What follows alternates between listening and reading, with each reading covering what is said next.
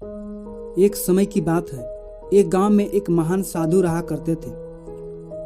लोग उनके पास अपनी कठिनाइयों को लेकर के जाते थे और साधु महाराज उन सभी कठिनाइयों का मार्गदर्शन दिखाते थे जिनसे लोगों का परेशानी दूर हो सके।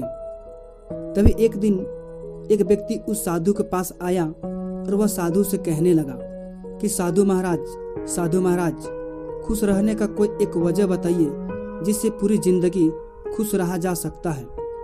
वह साधु ने उस लड़के की तरफ देखा और मुस्कुराते हुए कहा कि हाँ, क्यों नहीं। वह साधु ने कहा कि अगर तुम्हें जिंदगी भर खुश रहना है तो तुम्हें मेरे साथ जाना पड़ेगा जंगल की तरफ। वह लड़का ने तैयार हो गया और वह साधु के साथ चलने लगा। कुछ दूर जाने के बाद वह लड़का को साधु ने एक पत्थर दिया और उसे पकड़ के चलने के लिए कहा। वह लड़का ने उस पत्थर को पकड़ा और साधु के पीछे पीछे चलने लगा।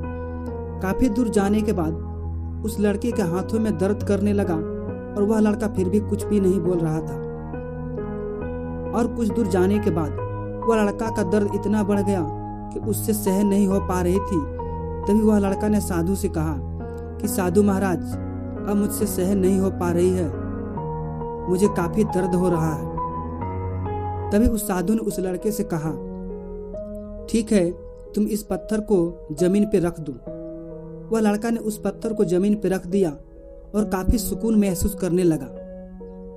तभी साधु ने उस लड़के से कहा, अब तुम्हें कैसा लग रहा है?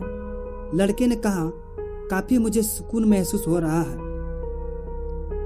तब साधु ने कहा, 1 घंटा पकड़ा तो तुम्हें थोड़ा दर्द हुआ, 2 घंटा पकड़ा तो थोड़ा और दर्द हुआ, अगर तुम इससे लगातार पकड़े रहोगे तो तुम्हें बहुत ही ज्यादा दर्द होगा, शायद इसका अंत भी नहीं हो सकता है। सेम चीजें भी हमारे लाइफ में होती है। जब कोई परेशानी से हम उलझ रहे होते हैं और उस परेशानी को जब तक हम अपने दिमाग में रखते हैं तब तक मुझे तकलीफें होती रहती है और दर्द होते रहती है, और उस कठिनाई से हम निकलने की खूब कोशिश करते हैं पर हम निकल नहीं पाते हैं, क्योंकि उन सभी टेंशनों को मैं अपने दिमाग में रखता हूँ, जिसकी वजह से हमारी प्रॉब्लम कभी सॉल्व नहीं होती है और हम कभी खुश नहीं रह पाते हैं। अगर आप भी जिंदगी में खुश रहना चाहते हैं तो आपको सबसे पहले उस बीती बातों को आपको अपने दिमाग से निकालना होगा, तभी जा करके आप अपने जीवन में खुश रह सकते हैं, नहीं तो आप पूरी जीवन हमेशा दुख में।